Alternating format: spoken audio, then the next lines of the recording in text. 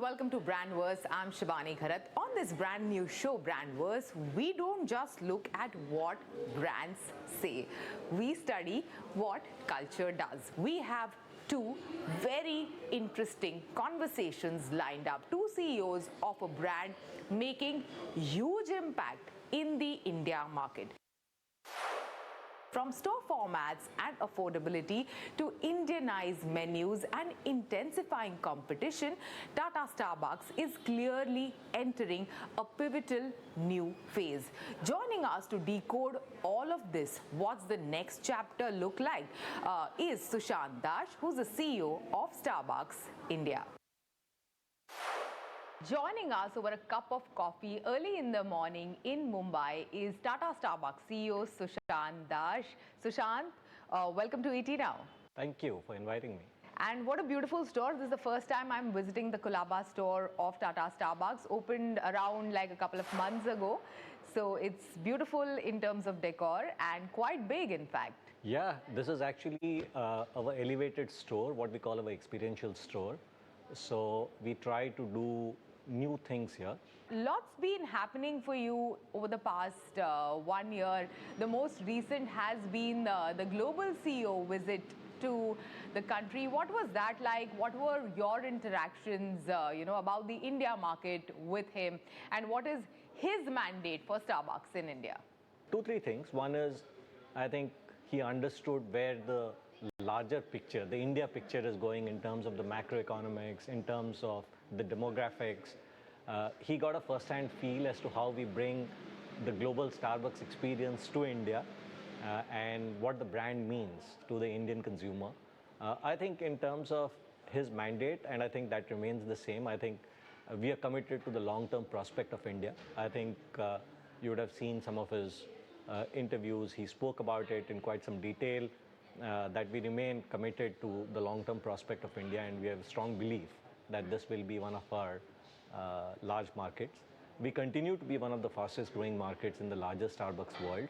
I think his mandate also was that we continue to do some of the things that we're doing in terms of ensuring accessibility to the consumer in terms of our coffee houses, continue to provide the Starbucks experience, the third place experience, which is about the community, which is about creating that warmth, that connection. I think that is what differentiates us. So we need to do that to a large extent. Sushant, I must ask you, like a couple of years ago, you guys had set a very ambitious target of opening 1,000 stores by 2028. Are you still on that target pretty much? So we continue to be aggressive in terms of opening stores. We have just opened our second Reserve store, which is also a 500 store in India.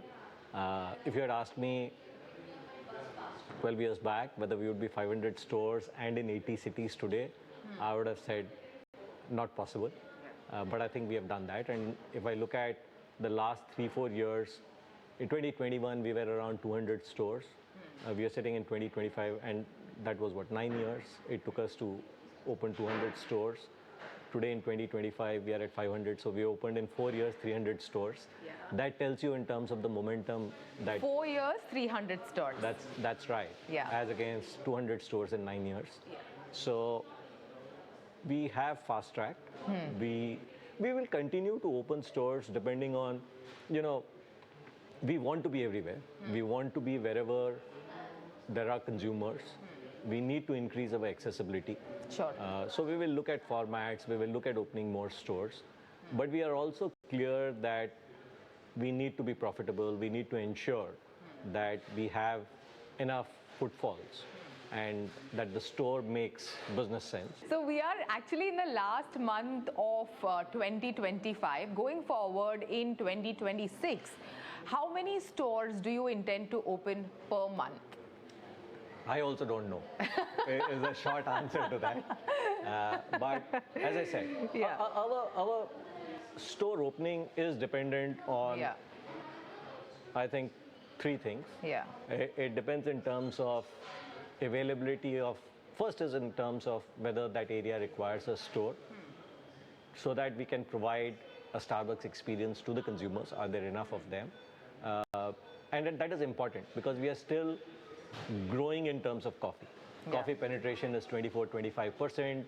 We are a tea drinking nation. We are converting people to coffee. So you need to keep pace with the growth in the category, right? It is not like other categories where the category exists and people are today at some other brand or it is unorganized and I'm trying to convert it. That's not my case, right? I need to create demand. So I need to first figure A, whether there are those consumers in a place, and B, whether I can create the demand. Yeah. Two, which is very important in the Indian context, is whether I can get the right kind of real estate. And I think I've said this many times now, it is not an easy thing. You know, many times we are compared with other markets and saying as to how can you accelerate. But in many of those markets, the infrastructure exists, be it in terms of malls, be it in terms of availability of space. In India, it is not there, right? We see the number of malls. If I see the number of new malls that have come up or are coming up, they're very limited, let's say, as an example, in terms of. So I'm dependent on that in terms of finding the right space. Yeah.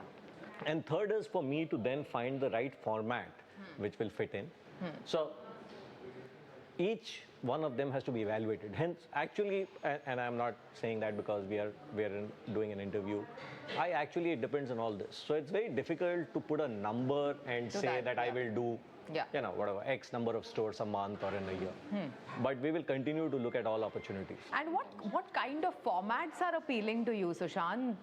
Like, you know, I mean, in a city like Mumbai has a reserve and has a Starbucks at the metro station as well. Has a Starbucks that works exceedingly well even at the airport. So, like, you know, tell us so you're right about that. So the idea is to have all kinds of store formats. The idea is how can I be as accessible to the consumers through my coffee houses and give them that experience. Sure. Right? And every area will have its nuance in terms of what kind of format will fit through. So it could be a drive-through, it could be an airport store, it could also be, you know, not just got to do with the size of the store or the type, it could also be a cause-related store. For example, our signing stores, our all-women stores. So we are committed to doing whatever is required to give that and what the consumer requires. At the end of the day, it depends in terms of the kind of consumer. Then let me just ask you, how profitable are the leaner format stores for you? Let's just say that all stores are profitable. Okay? that is the most diplomatic thing I've heard. That's true. Yeah, okay. So it's, you know, we would not open different formats if they didn't work. Obviously, formats work. All formats, as I said, we are a nation which is very diverse and we have different kinds of consumers, we have different kind of infrastructure. So you need to adapt, you need to be flexible, and you need to find the right fit in terms of, and you need to make the business works in terms of store economics. So, in the face of increase in competition, how are you working towards making Starbucks more affordable, more mass premium to your consumers? I think the larger question is, how do I grow Starbucks? And I think for us, that is about continuing to do, in a manner of speaking, what we are good at and what is our differentiator, which is ensuring that our coffee houses are the third place, about the community, about the experience, the best coffee, the craft of coffee, the store format and design, innovation in terms of trying to give regional flavors. Having said that, we have also introduced accessible products. It is about accessibility. We introduced the Pico size, which starts at 150 rupees. Sure. A good example is the Classic range. We introduced the Classic range 2 years now, which is our Classic hot coffee and the Classic cold coffee, along with the Classic food, which are sandwiches with a lot of Indian flavors, which again start at 150, 160 rupees. So we do have products at an accessible price range for consumers who are looking at it. And then I think it's about, you know, ensuring that we give the right kind of, also the value add. So it is about, you still have the reserve, which is for the coffee enthusiast. Because again, while India is still a growing and maturing coffee market, there are people across the spectrum. There are new consumers who are coming in who might be looking at coffee. accessible entry points, but there are also enthusiasts who have been experienced, who have been having coffee for a period of time. Absolutely. Right? Yeah. So who want their cortados, who want their cold brews, who want their refreshers. So a store like this, which is an experiential store, or the reserve store, where you can experiment with micro lots. We change the micro lots every 6 months, so you get to taste different kinds of coffee through different brewing methods. So you need to do a mix of all of them. Yeah. And I think, like I've always said, competition is welcome. Yeah. I think it overall helps the category grow. No, but if you look at pockets like, where we are right now, Colaba, Bandra, even our office area near Lower Parel, there are these smaller coffee shops that are coming up with like great coffee that they serve, with the right way to make a cortado. Then there are international players coming into India, catering to, again, this refined consumer base in cities like Mumbai, in cities like Delhi. When you set up, you were one of the establishing members of Starbucks when you launched Starbucks in India. When you launched it then, so much has changed in terms of behavior. So you're right. So I think in some ways we have been at it for 13 years, and we have, I can say with some degree of pride, we have created the cafe market, the coffee market to a large extent, and the growth that we see now is also a lot of because of the work that we have done over the years and the stores that we have opened and the exposure that people have got. Sure. Like I said, we need to concentrate on what is our strength, what is our differentiator. As long as we continue to do that well, I think we'll continue to grow, and we have seen that the consumers continue to, come back, and we see that we continue to have the footfall even as competition grows. On the question of profitability, how has the average ticket size changed? What it was 4 years ago, what it is today, and where do you aspire it to be going forward? I don't think our ticket size has ever been an issue, because in India, unlike many other markets, we are still not a habit, right? So it is not like I come, pick up a coffee and leave, right? Yeah. Or it's not just about coming and taking a coffee. In many cases, we come as a group because it's an occasion. We come for a meeting, or we come to celebrate something, or we come with friends. So the group sizes are usually larger, and hence the ticket sizes are larger per transaction. The other good thing is, as Indians, we like to eat food along with our beverage. So you have an attachment in terms of the food. So that helps in terms of the ticket size, because that's how we are. Like even at home, when you have your chai in the morning, you will have a biscuit or a cookie with it, right? Or when someone comes home, you will never offer tea or coffee just by itself. You will always give a snack. So that's ingrained habit in India, and that helps.